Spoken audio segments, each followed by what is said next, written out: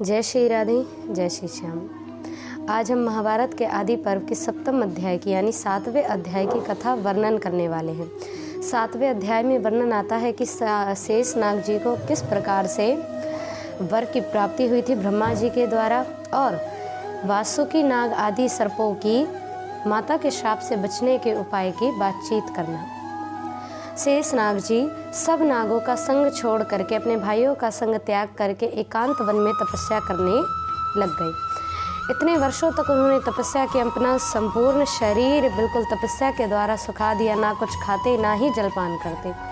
ब्रह्मा जी एक दिन उनकी तपस्या को देखकर बड़े ही प्रसन्न हुए और उन्हें वर देने के लिए आए। जैसे ही ब्रह्मा जी को सामने देखकर शेषनाग जी ने तुरंत चरणों में प्रणाम किया और कहा कि प्रभु, आपने बड़ी कृपा करी जो आप मेरे समक्ष प्रकट हुए हैं। ब्रह्मा जी से वर मांगने लगे तो ब्रह्मा जी से कहा कि प्रभु, मुझे कुछ नहीं चाहिए, केवल इतना चाहिए कि मैं अपने इन दुष्ट भाइयों का संग कभी ना करूं, इन दुष्ट भाइयों के संग मैं कभी ना रहूं। अगर तपस्या करते हुए मेरी मृत्यु भी हो जाए तो भी मुझे इन दुष्ट भाइयों का संग ना मिले। शेषनाग जी इतना कह रहे थे कि ब्रह्मा जी उनकी बातों से बड़े ही प्रसन्न हुए। बोले कि जो तुम्हारे दुष्ट भाई हैं, विषैले सर्प हैं, जो दूसरों पर बिना किसी अपराध के ही प्रहार करते हैं, उनके लिए तो अवश्यत रूप से कोई ना कोई संवेदन योजना करी गई है, उनका अवश्यत रूप से विनाश होगा ही होगा, तुम निश्चिंत रहो। लेकिन शेषनाग जी से बोले कि हे शेषनाग, ये पृथ्वी हिलती डुलती रहती है, तुम इसे अपने शीश पर धारण करके अचल रूप से स्थापित कर दो।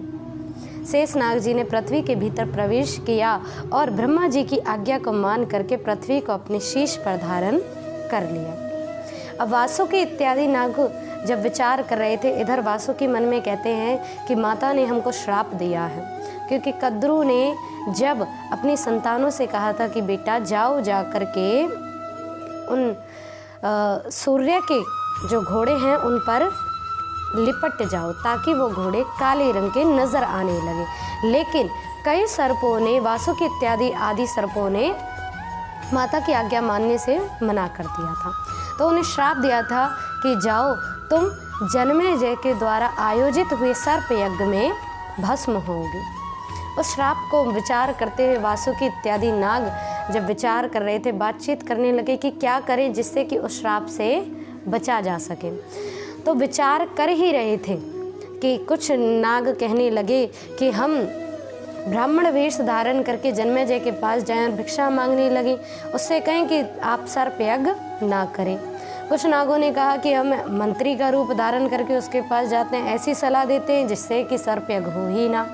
कुछ नाग अलग अलग प्रकार की योजनाएं बताने लगे, लेकिन वासुकी नाग को कुछ भी समझ में नहीं आया।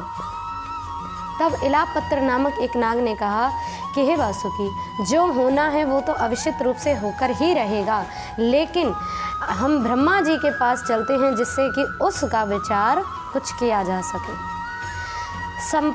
वासुकी इत्यादि नाग ब्रह्मा जी के पास गए, देवता भी ब्रह्मा जी के पास जाने लगे। तो सबने पूछा कि हे ब्रह्मा जी, किस कारण से इस सर्प यज्ञ से इन्हें मुक्त किया जाए। तो ब्रह्मा जी ने कहा, सर्वप्रथम तो जो धर्मात्मा नाग हैं, जो किसी का अहित नहीं करते, जिनकी प्रभु भक्ति में ही मन जिनका स्थापित है, उन नागों को ये सर्प यज्ञ भस्म कर ही नहीं सकता। वो नाग इस सर्प यज्ञ में भस्म होंगे ही नहीं। भस्म वो नाग होंगे जो सदैव रूप से गलत आचरण करते हैं। लेकिन फिर भी ब्रह्मा जी ने कहा कि जरत्कारु नामक मुनि, वासुकी नाग की जो बहन थी जरत्कारु, उनके साथ विवाह करेंगे, तब जाकर ही उनसे जो पुत्र उत्पन्न होगा आस्तिक मुनि, वह आस्तिक पुत्र जन्मेजय के उस सर्प यज्ञ को रोकेगा, यानी उसी के द्वारा आप सब सर्प यज्ञ से मुक्त हो सकते हैं। वासुकी नाग उसी दिन से अपनी बहन जरत्कारु की रक्षा करने लगे। उनकी बहन का भी नाम जरत्कारु था और जो यायावर नामक वंश में उत्पन्न हुए थे ऋषि, उनका भी नाम जरत्कारु था। तो संपूर्ण नागों को, संपूर्ण सर्पों को भेज दिया कि जाओ जरत्कारु मुनि की खोज करो और जैसे ही उनके मन में विवाह की इच्छा हो तुरंत ही मुझे आकर के सूचना देना। वासुकी नाग इस बात से बड़े ही प्रसन्न थे वासुकी नाग ने उसी दिन से अपनी बहन की सब ओर से रक्षा करनी प्रारंभ कर दी। तो यहाँ पर महाभारत का सप्तम अध्याय का, आदि पर्व के सप्तम अध्याय का विश्राम होता है।